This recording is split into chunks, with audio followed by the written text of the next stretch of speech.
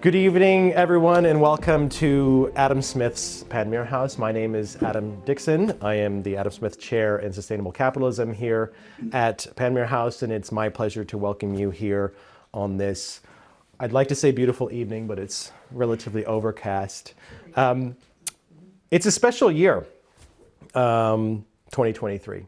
It's Adam Smith's Tercentenary, his 300th anniversary.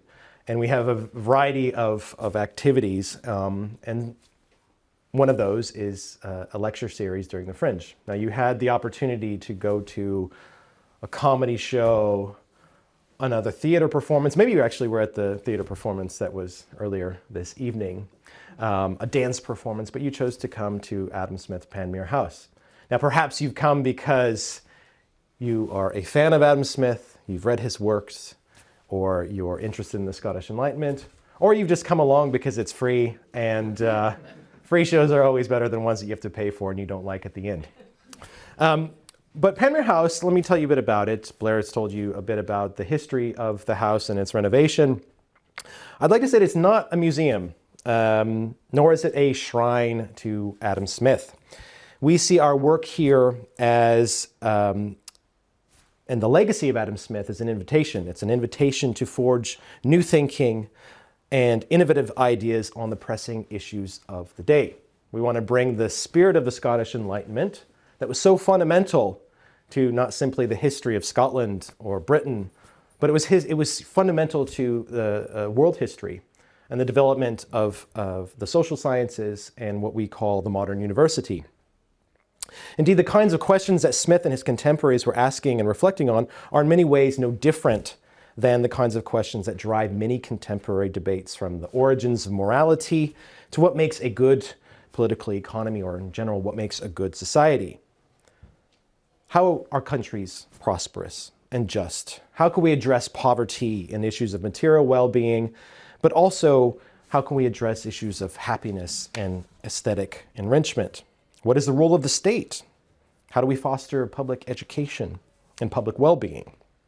As such, the programs that we have here at Panmure House are designed to engage the big ideas and the big issues that face us today, and to promote nuanced, respectful debate at a time when it is much needed. As I mentioned, we're here in the Fringe, one of the largest, maybe the largest arts festival in the world, and you've chosen to be here with us this evening. To learn a bit about Smith and the history of Scotland and the history of his relationship with the Duke of Buccleuch. And that brings me to our speaker for this evening, Dr. Brian Bonnyman. Brian studied first drawing and painting at the Glasgow School of Art, and then took a joint degree in Scottish history and literature at the University of Edinburgh. He won a Carnegie Scholarship to study for his PhD, also at Edinburgh, under the supervision of Dr. Alex Murdoch and Dr. Nicholas Phillipson. His thesis was on agricultural improvement in the Scottish Enlightenment, and it was awarded the university's Jeremiah Dalziel Prize in British History.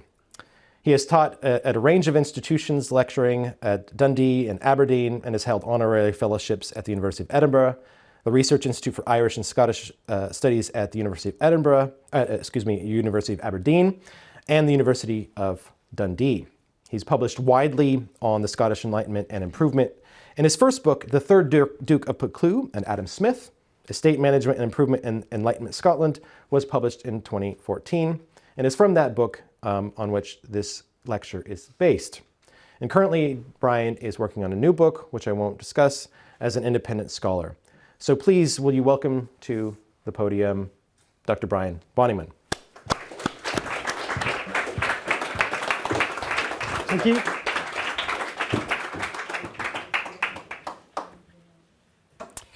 Hello. Well, first I'd like to thank everyone at Panmure House for the invitation to speak as part of these very special celebrations. And as an Adam Smith scholar, it's a great honour, and particularly to get to do so here in the very house Adam Smith lived, worked and socialised for the final 12 years of his life. Now I'm going to return to that period at the end of my talk, but I'd like to begin by taking you back to an earlier period in Smith's life, before the publication of The Wealth of Nations, the spring of 1759.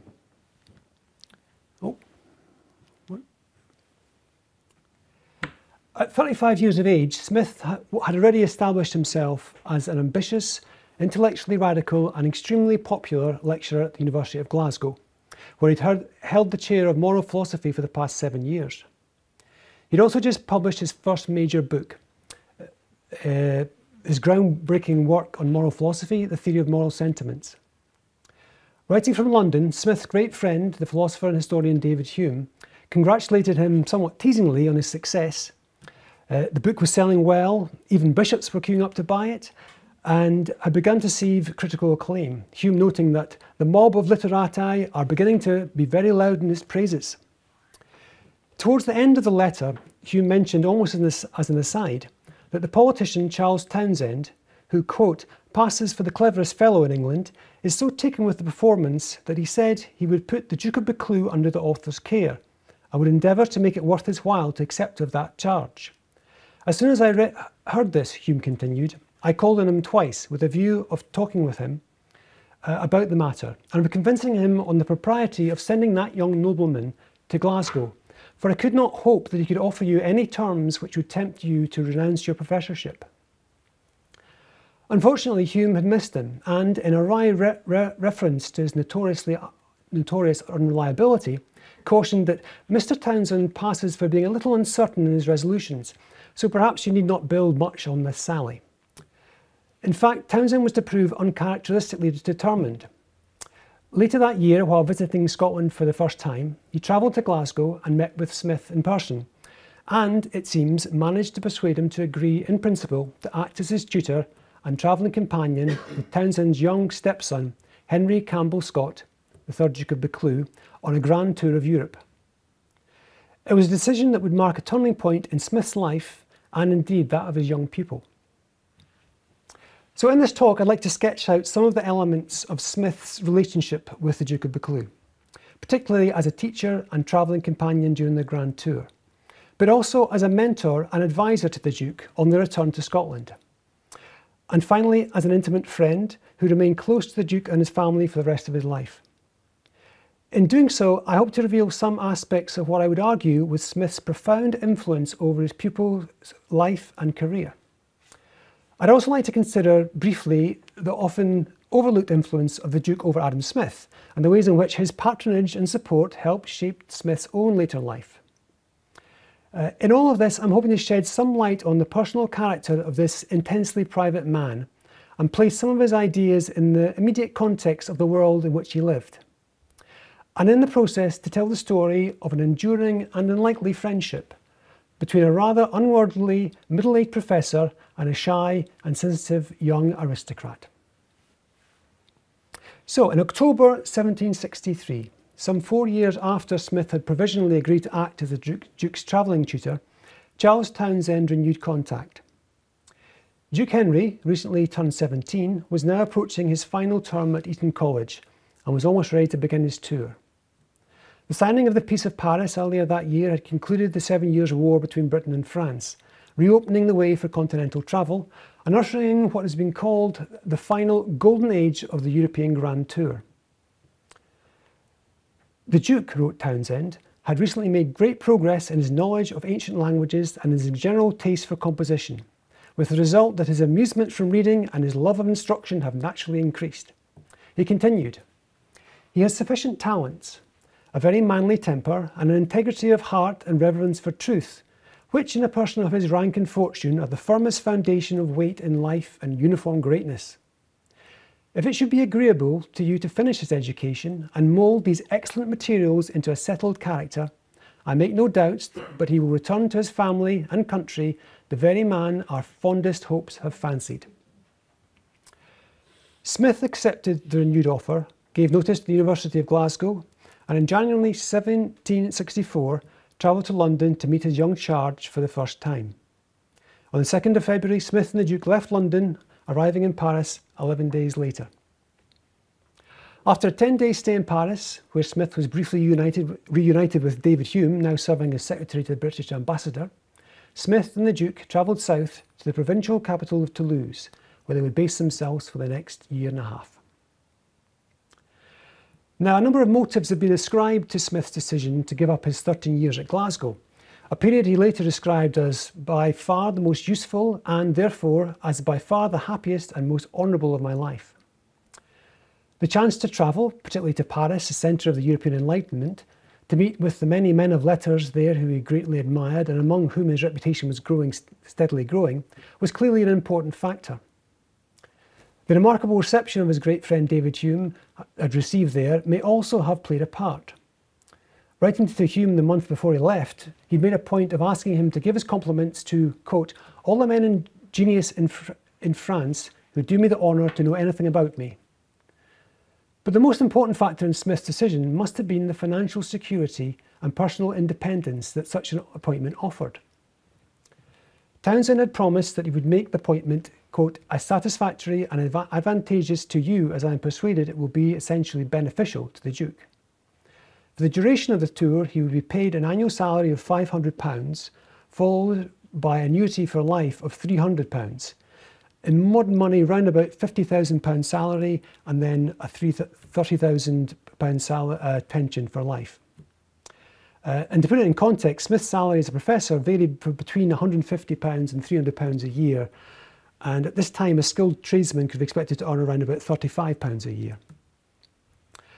And beyond the financial security, Smith would also have been keenly aware that a close association with one of the most senior titled families in Scotland would offer many other advantages, not least in terms of future patronage, a point we'll return to later. Last but certainly not least, there's also a strong suggestion that towards the end of his career at Glasgow, Smith was both physically and mentally exhausted, and that an extremely demanding teaching load coupled with extensive administrative duties had taken their toll on his health. If Smith had good reason to take up the post, what was the attraction for Townshend, who rather uncharacteristically pursued the appointment over a 5-year period?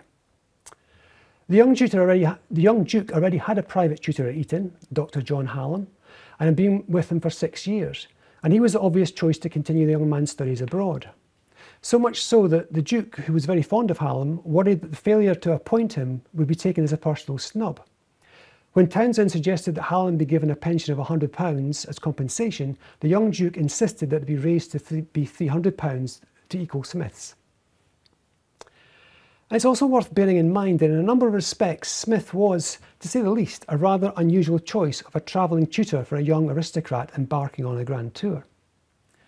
Although his reputation as philosopher and lecturer was well established, up to this point Smith had led a somewhat sheltered life. He was a 40-year-old bachelor who, apart from 6 rather cloistered years as a student at Oxford, had spent his whole life in Scotland, mostly living with his mother. He was also an intensely private man, rather shy and introverted, and he certainly lacked his great friend Hume's renowned easy charm and sociability. Hume himself admitted that perhaps Smith's, quote, sedentary recluse life may have hurt his air and appearance as a man of the world. It was this social awkwardness, coupled with his poor ear for languages, that led another of his friends, Sir David Dalrymple, to comment that he was afraid Mr. Charles Townshend will make a very indifferent compagnon de voyage out of a very able professor of ethics. All in all, he was a very unlikely guide to French aristocratic high society.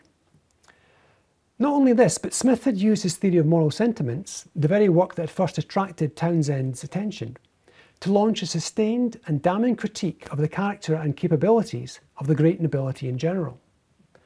This ranged from their historic origins as robber barons and their perpetuation of a repressive feudal system with all its barbaric institutions, to their current position as a group rendered indolent and incapable by wealth and luxury, indifferent to the welfare of their tenants of society as a whole. As Smith memorably summed up, all for ourselves and nothing for other people seems in every age of the world to have been the vile maxim of the masters of mankind. In his later writings, Smith would even challenge the whole idea of the grand tour as a means of education. Quote, by travelling so very young, by spending the most frivolous dissipation the most precious years of his life, at a distance from the inspection and control of his parents and relations, every useful habit, which the earlier parts of his education might have had some tendency to form in him, instead of being riveted and confirmed, is almost necessarily weakened or effaced. But despite all this, Townshend remained fixed on Smith as his choice. One contemporary who knew Townshend well thought that hiring of Smith was simply a vanity project made purely for the prestige of having such an eminent philosopher attached to the Duke. And we do know that Townshend certainly hoped that Smith's reputation would open doors for the Duke in intellectual circles abroad.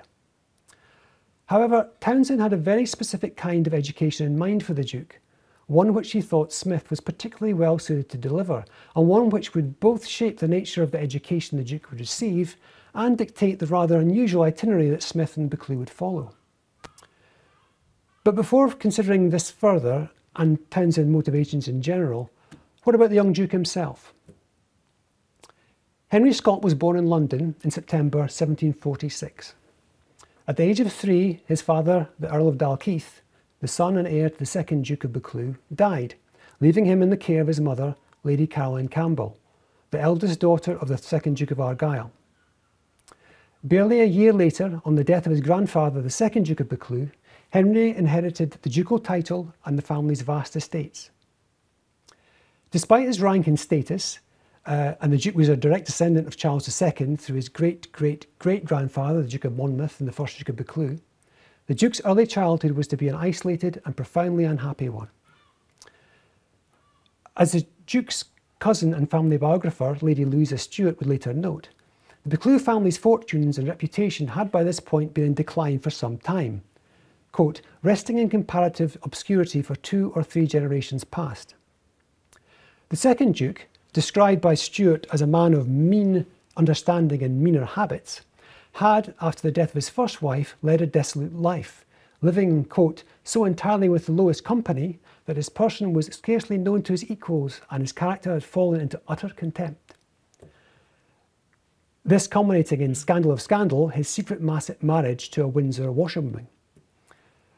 Of perhaps more pressing concern, he died with substantial debts that necessitated the sale of most of the family's English estates and properties.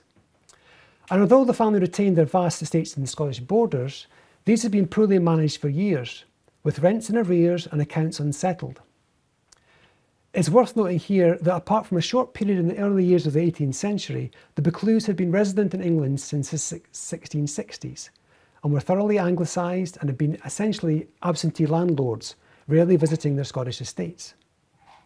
This then was Duke Henry's inheritance, a family reputation in decline with mismanaged estates and in financially straitened circumstances. It's also fair to say that the Duke's education did not get off to a promising start. Lady Caroline, which is his mother, seems to have been a cold, distant and altogether unpleasant mother. When she did interact with her children, it was with a parenting style that one observer described as, quote, domestic tyranny. Interestingly, this was a stark contrast to Lady Caroline's own upbringing. Her father, the second Duke of Argyll, had allowed his 4 daughters to basically run wild, leading them to be known collectively as the Screaming Campbells. As it was, Henry was sent off to school at a very young age, probably about 4, to a private boarding school in London, Dr. Fontaine's of Marylebone. Although marketing itself as an exclusive seminary for gentlemen of rank, it was in reality, in the words of one of the Duke's fellow pupils, more of a nursery than a school, and seems to have specialised in looking after the illegitimate children of the aristocracy. Here, Duke Henry later recalled, he had languished, quote, almost neglected by my mother, neglected in every respect as to my learning by the masters of the school, unknown to my family and my connections. Despite being taught very little there, he later recalled spending most of his time living with and indulged by the school servants. The one thing the teachers did instill in the young Duke was an acute awareness of his aristocratic standing. As the highest ranked boy in the school, he was often paraded in front of potential clients in order to boast the school's credentials. As he later recalled, though I knew I was the last boy in the school as a scholar, I felt no shame on that account, as I knew I was the first in rank, for they had not been negligent to instruct me upon that point. With that idea and with such an education, Mr. Townshend found me when he married my mother. And this brings us back to perhaps the pivotal character in this story, Charles Townshend. There he is. 2 years younger than Smith, the second son of the 3rd Viscount Townshend, Townshend is probably best known today as the instigator of the Townshend Acts, the legislation that introduced a range of taxes upon exports to the American colonies that helped usher in the American Revolution. In 1755, when he married Lady Caroline, he was an up-and-coming parliamentarian, a member of the Board of Trade and serving in government as the Lord of the Admiralty. The product of a difficult childhood and afflicted by a recurring condition that we now suspect was epilepsy, he was ambitious, talented and a brilliant orator and debater, something that really mattered in the world of 18th century politics. He was also notoriously unprincipled, duplicitous and unreliable in both his politics and his private life. As one contemporary put it, he was admired without the least mixture of esteem. As one modern historian put it to me, he was a nasty piece of work. His marriage in September of 1755 to Lady Caroline was a strategic coup, which bolstered his political connections and provided him with the financial independence he had hitherto lacked.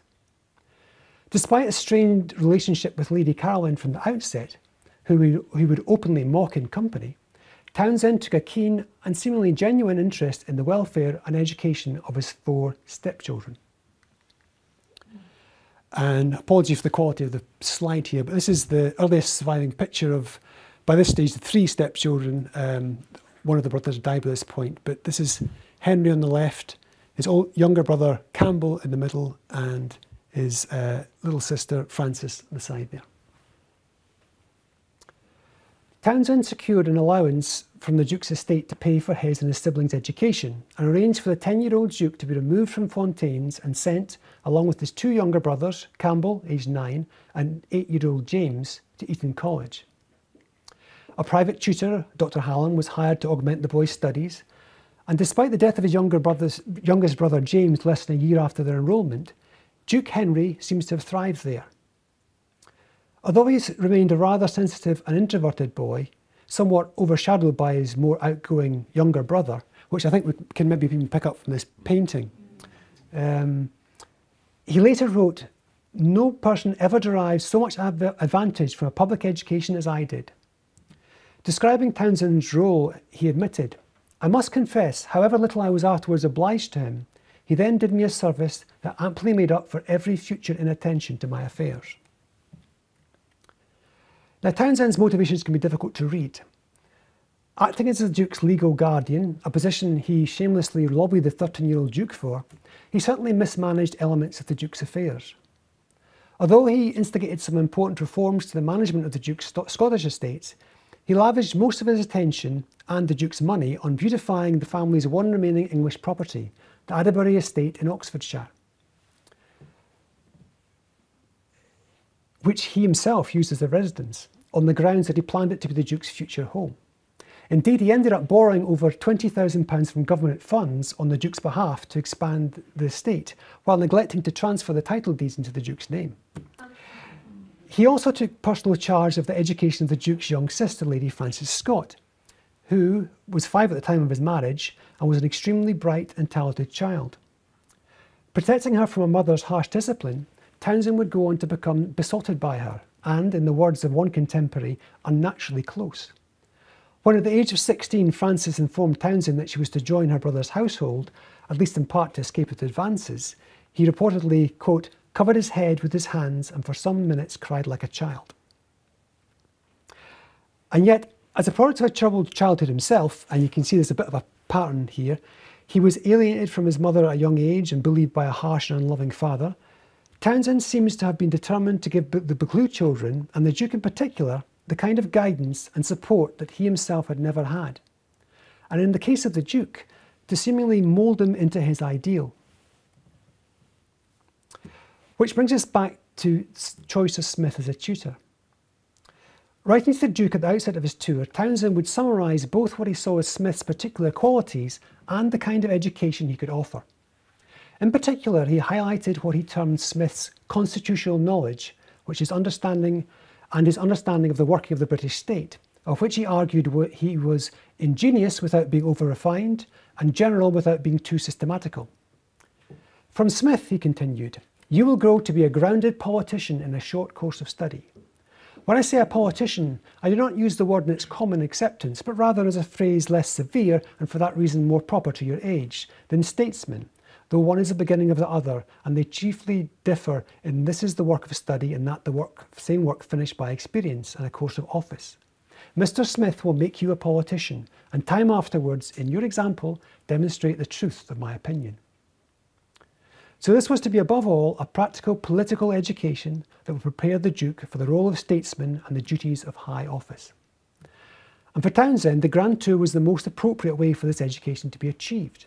As he explained to the Duke, I have often told you that almost every man's mind, and indeed his life, takes its colour from his manner of passing and employing the few important years between his leaving school and entering into the world. And I have never thought of this part of your education without much solicitude. And therefore I wish to see you placed in a foreign country for some time, where you might give the necessary exercises of your body to the improvement of your mind and to the amusements of your youth the proper and alternate influence. But despite these grand aims, things, at least initially, did not go to plan for Smith and his pupil.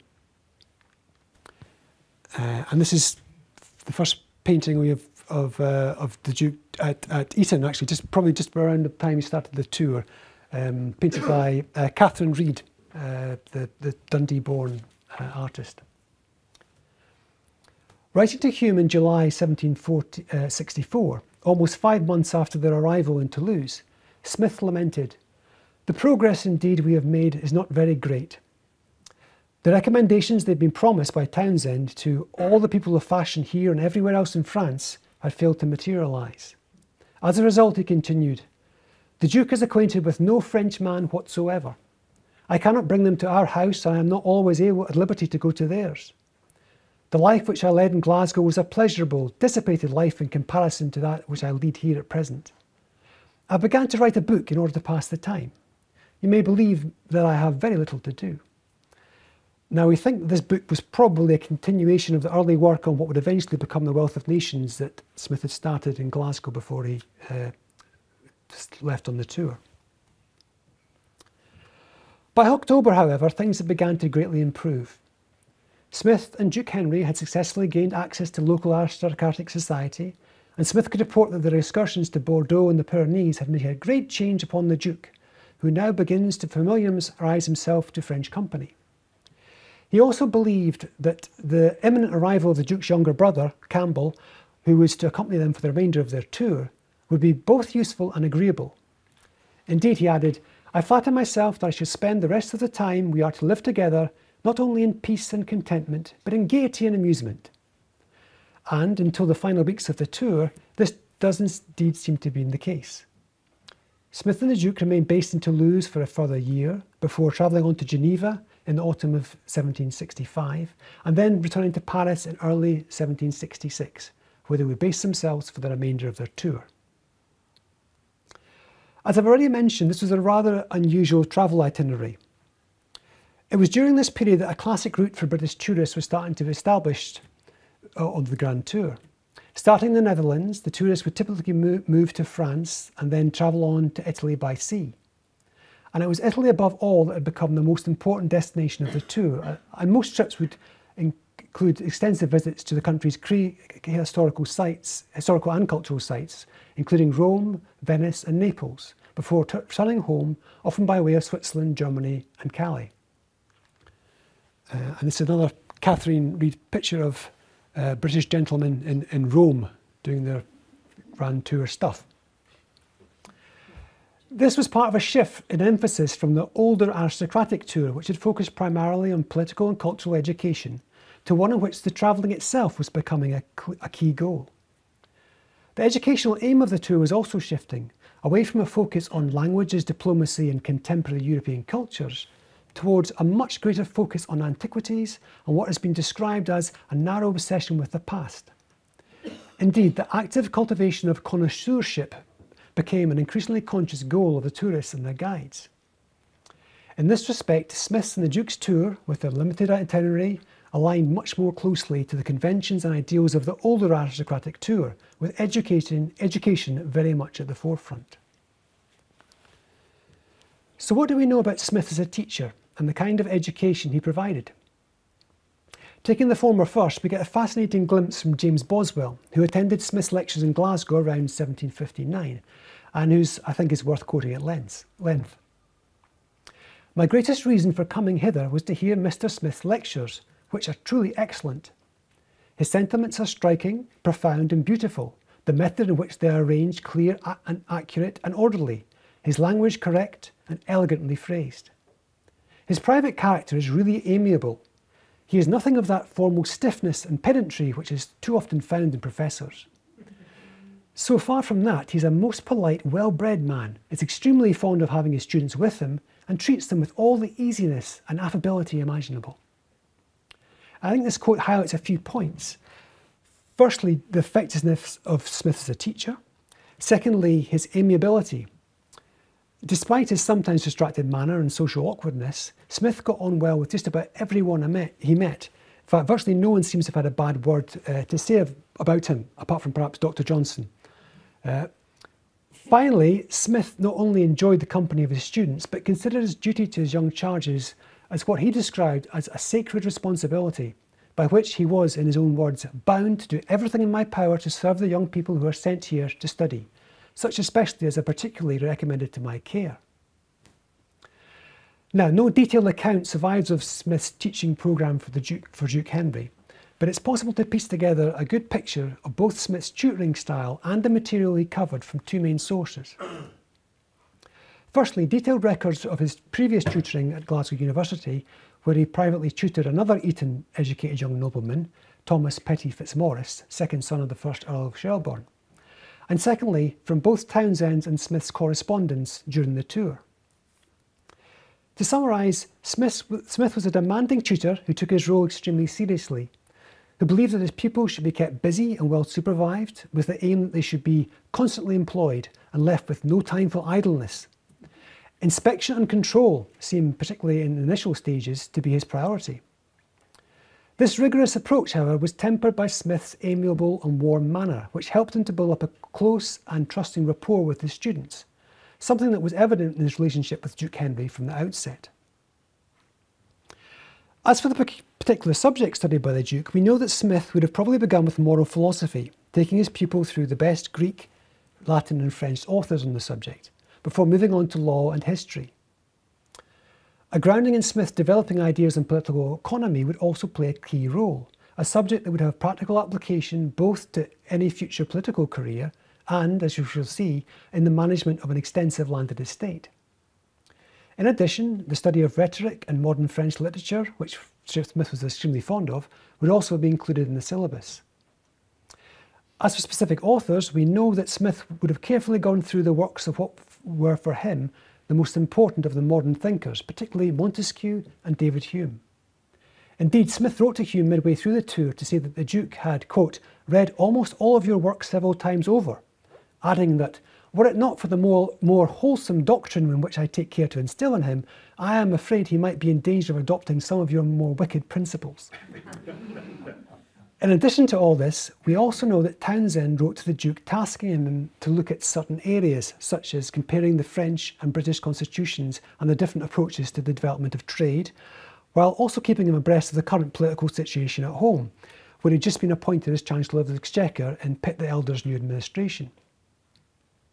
These theoretical tasks were to be supplemented by practical experience, with visits to the regional parliaments in Toulouse and Montpellier, and an introduction to political circles in Geneva, and what probably amounted to an internship at the British Embassy in Paris, where the Duke was introduced to French court and diplomatic circles. But in addition to these studies and his practical political education, we know Smith was also deeply concerned with the development of his charge's personal character and moral sensibilities. We know from his past tutoring that he made careful assessments of his pupils' strengths and weaknesses, employing which the father of an earlier pupil had praised as Smith's power of looking into them. That this was a particular concern of Smith is highlighted by what his earlier writings reveal as an acute awareness of what he saw as the dangers of a deficient education for the ruling classes, which in a British context were drawn almost exclusively from the landowning elite. Rendered lazy and ineffectual by earning their income passively from rent, and relying on the admiration and deference of lower ranks. According to Smith, young nobles came to learn that their authority depended not on any practical virtue, but rather through the cultivation and refinement of manners, politeness and deportment.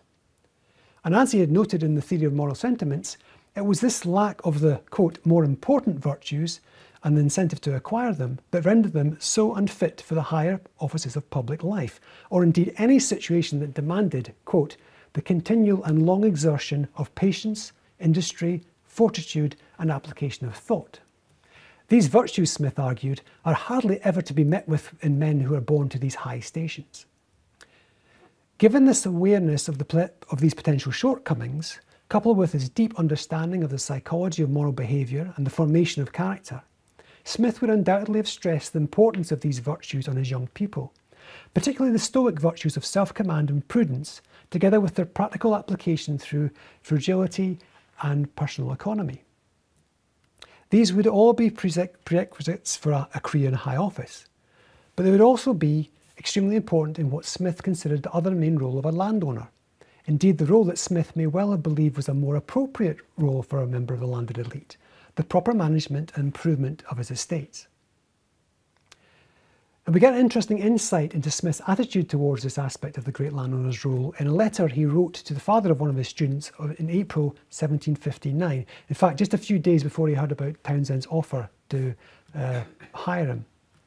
In the letter, he congratulated his correspondent for the improvements he had recently carried out on his Irish estates, and then went on to contrast his virtuous behaviour with that of the great landowners of his own country. We have in Scotland some noblemen whose estates extend from east to west sea, who call themselves improvers and are so called by their countrymen when they cultivate 200 or 300 acres round their own family seat, while they allow the rest of their country to lie waste, almost uninhabited and entirely unimproved, not worth a shilling the 100 acres, without thinking themselves answerable to God, their country and their posterity for so shameful as well as so foolish a neglect. With their lands extending from the Solway to the Tweed and their generally unimproved conditions, Smith could almost have been writing about the Buccleuch estates. Given charge of the education of a noble with exactly this kind of estate, there's little doubt that Smith would have stressed that one of his primary duties should be the improvement of his estates. But why the stress on agricultural improvement? Why does Smith see it of such an important issue? Firstly, we should note that Smith was above all a philosopher of improvement. Underpinning his entire philosophical project, which was nothing less than to provide a science of man based on an empirically based understanding of human nature, was what we would now call an anthropological and evolutionary approach. Smith believed that it was the essential poverty of humankind's natural condition, its need to clothe, feed and shelter itself, that led to social cooperation and eventually civil society. These material needs, for not only necessity, but as he put it, convenience or comfort, were behind an inbuilt drive for betterment, the natural desire to improve one's condition. Smith argued that it was this natural tendency that, given free rein, would naturally lead to the general improvement of society as a whole. So the concept of improvement was absolutely central to Smith's thinking, from his theory of language to his moral philosophy to his theory of justice. And of course, his economic thinking. And this brings us to the element of Smith's economic thinking that would have a particular relevance to the education of the Duke, and an element that is now often overlooked, that is the central role of agricultural improvement in Smith's overall model of economic thought. Today when we think of Smith as the father of modern economics, today when we think of Smith as the father of modern economics and free market capitalism, we tend to associate him primarily with his insights into the division of labour and the role of free markets. But one of the striking features of Smith's economic analysis to modern eyes is the importance he places on agriculture. It's easy to forget that Smith was writing before the full onset of the Industrial Revolution, and at a time when the economies of even the most advanced nations were still overwhelmingly dependent on agriculture. As Smith would go on to set out in his Wealth of Nations, of the three main sectors of the economy where the capital could be employed, agriculture, manufactories and commerce, agriculture produced a much greater amount of return on productive labour for the amount of capital invested. This led him to conclude that as long as there was unproductive land capable of cultivation and improvement, it was more beneficial for society as a whole to invest in the agricultural sector than in any other area of the economy. For Smith, the improvement of agriculture was therefore a matter of public concern as well as private self-interest. And this focus on the importance of agricultural improvement, I would argue, would have a profound effect on the young Duke when the time came for him to take control of his own affairs and chart his own course in public life. Smith's time abroad was supposed to last until at least 1767 and the Duke's 21st birthday, but in the event it was brought to a sudden end by the tragic events. In mid-October 1766, the Duke's younger brother, Campbell Scott, was struck down with a fever. Despite receiving treatment from 3 eminent doctors, including the King's personal physician, Campbell's condition continued to deteriorate. Writing to the Duke's younger sister, Lady Frances, Smith described, quote, "the most terrible calamity that has befallen us." Smith, who had scarcely left Campbell's bedside for 4 days and nights, had gone to inform the Duke that his brother was near the end. "I returned in less than half an hour to do my last duty by my best friend. He had expired about 5 minutes before I could get back, and I had not the satisfaction of closing his eyes with my own hands. I have no force to continue this letter. The Duke, though in very great affliction, is in otherwise perfect health."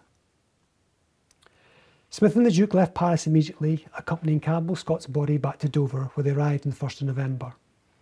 There they met the Duke's London agent, who wrote that the Duke was, thank God, in perfect good health, adding, in what turned out to be a prescient observation, and Scotland the object of his attention.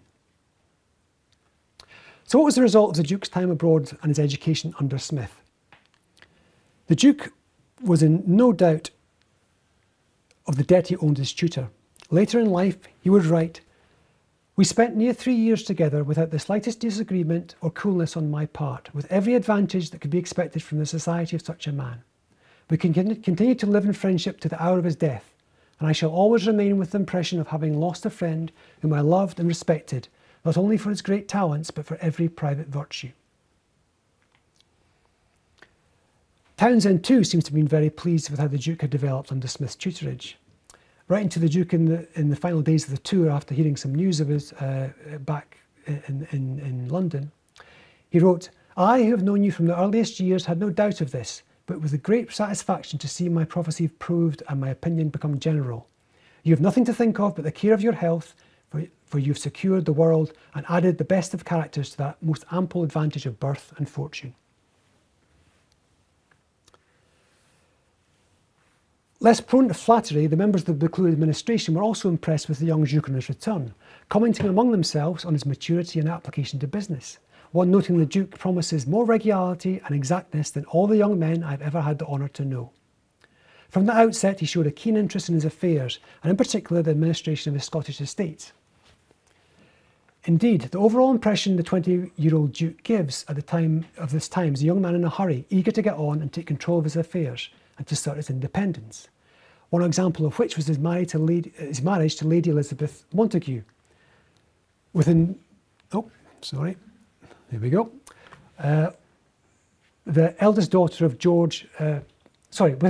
of his return to London, he'd met, fallen for and proposed to Lady Elizabeth, the eldest daughter of George, Earl of Cardigan. 3 years older than Henry, Elizabeth was beautiful, intelligent and strong-willed. On meeting her, Smith wrote to David Hume, "I am sure that I've never seen a more agreeable woman. I am sorry that you're not here because I am sure you'd be perfectly in love with her." Now, although she came from a wealthy and politically well-connected family, it was unusually for the times not to be a marriage negotiated by their families. The Duke was, according to his aunt, his own master in this regard, and although Lady Elizabeth's parents were greatly approved, they already made it clear that the decision to accept would be Elizabeth's alone. It was a match based on mutual attraction and genuine affection. And theirs was proved to be a long and happy marriage. This is again with their first daughter. The couple were married in May 1767, and 4 months later, the Duke and the Duchess, accompanied by the Duke's sister, Lady Frances, travelled north to celebrate the Duke's 21st birthday and the full inheritance of his estates. It was the Duke's first ever visit to Scotland, and although he'd been kept relatively well informed about their management, it was only now as he passed across the border and began to progress through them that the sheer scale of his inheritance must have become apparent. This map is just gives you a rough idea of the Duke's journey, starting at the border all the way to Dalkeith. And this is really the heartland of the Buccleuch estates here. Estill, Ettrick Forest, Teviotdale, Estill, And from crossing the border here until 40 miles later when they get to Yare, that's all Buccleuch estates, either side of the road. And this time we think the estate was probably around about a 250,000 acres with over 900 tenants. Eventually arrived at Dalkeith House, 4 miles south of Edinburgh. It was here that Adam Smith would join the young couple. As part of his ongoing duties, he was tasked with guiding the young couple into local society and presiding over the celebrations for the Duke's 21st birthday. Just a few days before the celebration was due, however, news reached Dalkeith that Charles Townshend had died suddenly. While Lady Frances was distraught, a witness recorded that the Duke seemed much less affected, and that he remarked that although he sincerely regretted his death, yet to him it was attended with the consolation that it left him at liberty to choose his own line of life. For had Mr. Townshend survived, he might well have been drawn into the vortex of politics, much against his will. Townshend's hopes that Smith would mould the Duke into a grand politician proved to be disappointed. Smith had indeed moulded the young Duke's character, but his focus was to be elsewhere. Indeed, as I've argued in my book, over the next few months, Smith was to act as the Duke's main advisor during his transition from minority to personal administration, and most notably would play a central role in the Duke's initial attempts to radically reform the management of his estates. Indeed, the initial visit by the Duke would set the tenor for much of his future life. Turning his back on Townshend's plans for him to settle in Oxfordshire, he decided to base himself in Scotland, the first of his family to do so since 1714, and become, in the words of his cousin Lady Louisa Stuart, a Scotchman. Over the coming years, he would emerge as one of the leading nobles and public figures in Scotland, backing public improvement schemes and raising home defence forces during the Revolutionary and Napoleonic Wars, leading him to being hailed in the press as a patriotic peer and as Scotland's great chief. Under his patronage and through Smith's introductions, Dalkeith House became a meeting place for the leading Edinburgh literati, and indeed the daybook of recorded visitors at Dalkeith House reads like a who's who's of the Scottish Enlightenment. This position was, as one of the most important cultural patrons of Enlightenment Edinburgh, was recognised by his appointment as the first president of the city's Royal Society. But throughout his 40-year career, agricultural improvement remained the focus, and under his direction, the Buccleuch estates became a key example of what we could call enlightened agriculture, where the central principles of Smith's economic ideas were applied to the improvement of a great landed estate. Now, I realise I'm pressing on for time a little bit here, but to briefly summarise Duke's influence on Smith, we mentioned earlier on the Duke had guaranteed Smith a pension of £300 a year for life, and it was this pension that allowed Smith the freedom to move back to his hometown of Kirkcaldy and spend the best part of a decade working on the wealth of nations. It was under the Duke's influence that Smith was then appointed, after the completion of the work, as a commissioner to the Scottish Board of Customs, with a significant salary of £600 a year.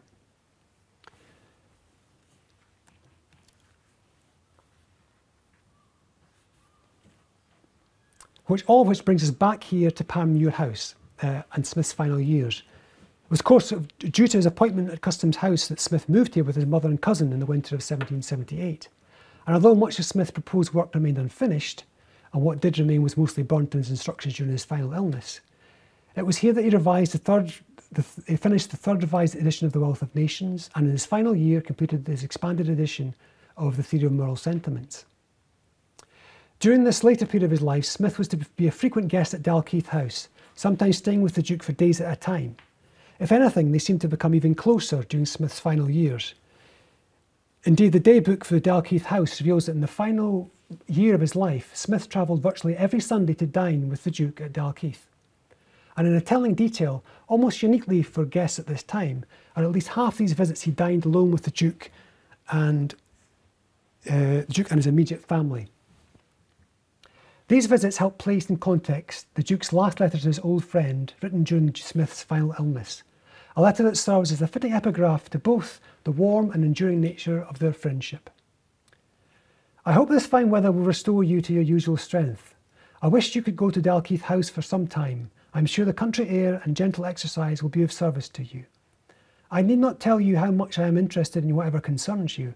I should be ungrateful if I did not feel it, as I do with regard to your health and happiness. We have lived long in friendship, uninterrupted for one single moment since we were first acquainted. I hope soon to hear from you.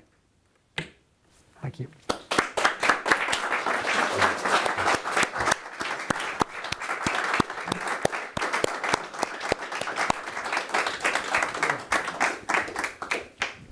That was a fantastic overview of Adam Smith and his life with the Duke of Buccleuch, who was actually here recently a few months ago. And I always find it, when I see pictures of the Duke of Buccleuch that traveled with Adam Smith, that there's a very keen resemblance with the current Duke of Buccleuch. Yeah. Who's very nice and very, very gracious.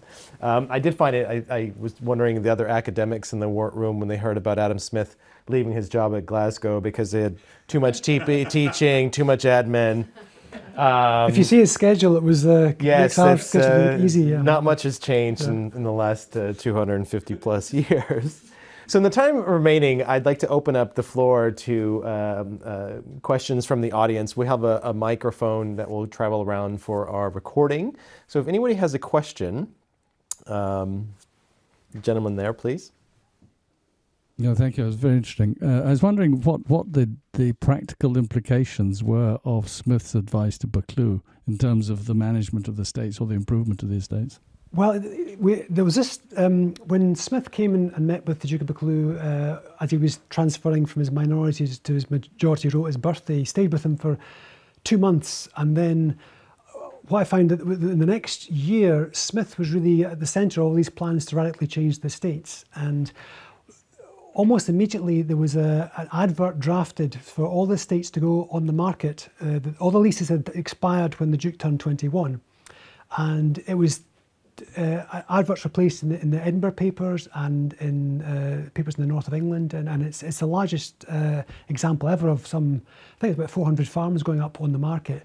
And offers were encouraged from, specifically an advert, from strangers. And I think this was the kind of idea that Smith had, that in an ideal situation for him, there wouldn't be aristocrats with big estates. Land should be able to be bought and sold like any other commodity.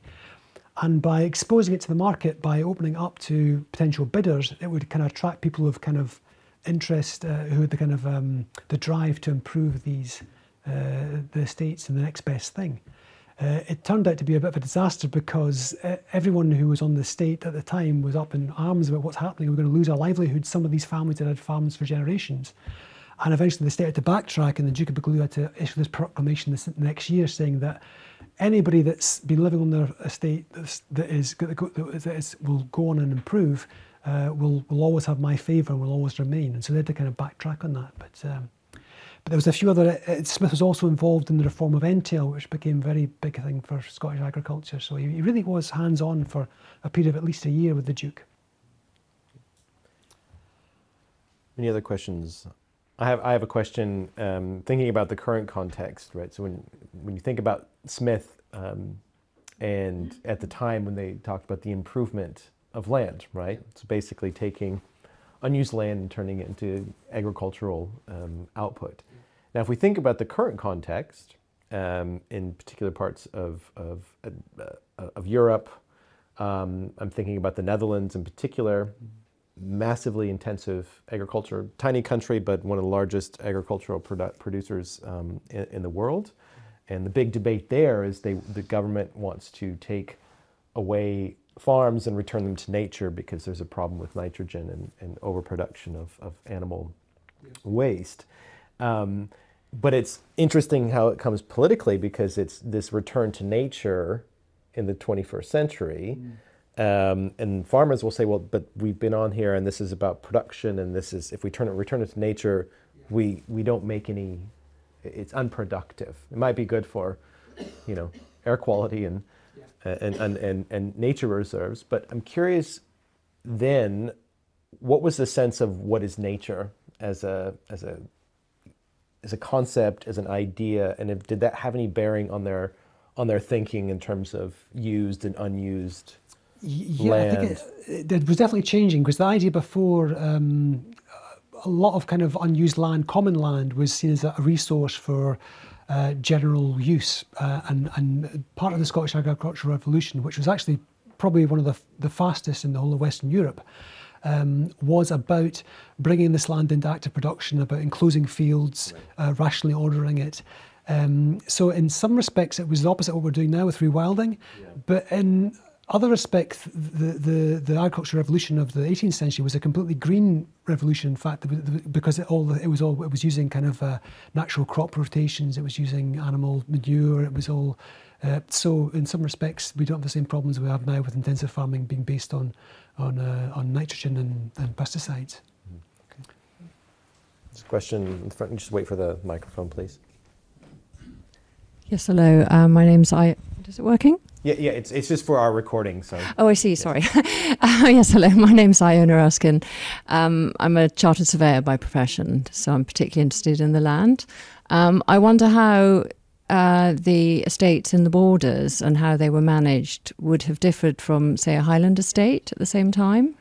It's very interesting because there are big parallels, because the border estates were essentially sheep farming estates. And one of the things I didn't mention in my talk, but when the Duke was coming up, apparently the farmers had been told to bring the sheep down beside the roadside so he'd see where the real value of his land came from. So the sheep were someone that passed through, but earlier saw all these sheep, wondered why they'd been pushed by the road. A lot of things that happened, the Southern Uplands had their own kind of clearances before this period, but happened over a much longer period. And there was also the growth of towns at the same time to absorb that, so they weren't so disruptive. A lot of the people that are involved in the improvement of sheep farming went on to the Highlands afterwards. But one thing about the sheep farming in the borders, it was already very much run on a commercial footing. These were big sheep farmers who often owned more than one farm, had large flocks of thousands of sheep, and they were paying rent in cash, not in kind. Doesn't happen anywhere else. So it was, in that respect, it was already quite an advanced system.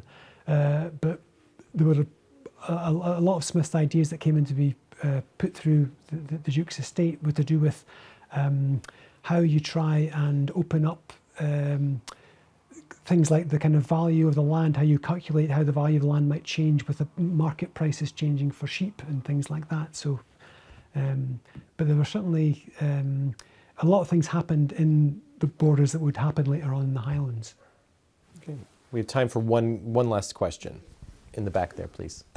What was the relationship of Smith and Buccleuch to banking in Scotland? Right, well, I kind of went over that a wee bit because how long do I got? Right, the Duke of Buccleuch, when he came back, he was a funder of the Eyre Bank, which was this kind of new bank that was set up to kind of release money from agriculture into the economy.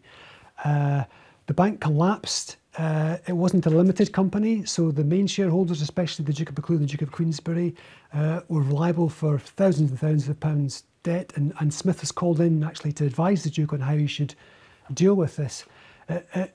We don't know how much Smith was actually involved in trying to rescue them, but there was it was really badly handled. They ended up trying to raise money by giving out annuities that were ruinous, basically. But the Duke was actually straightened for money for a lot of his time after that because of the fallout of the Eyre Bank. Ironically enough, he's going to become the governor of the Royal Bank of Scotland.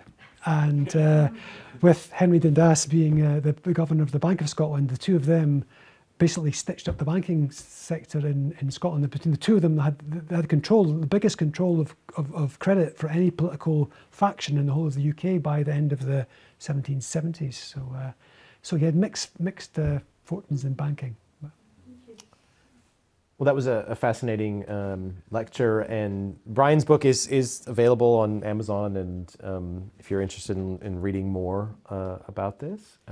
So please, let's give Brian a round of applause. Thank you so much.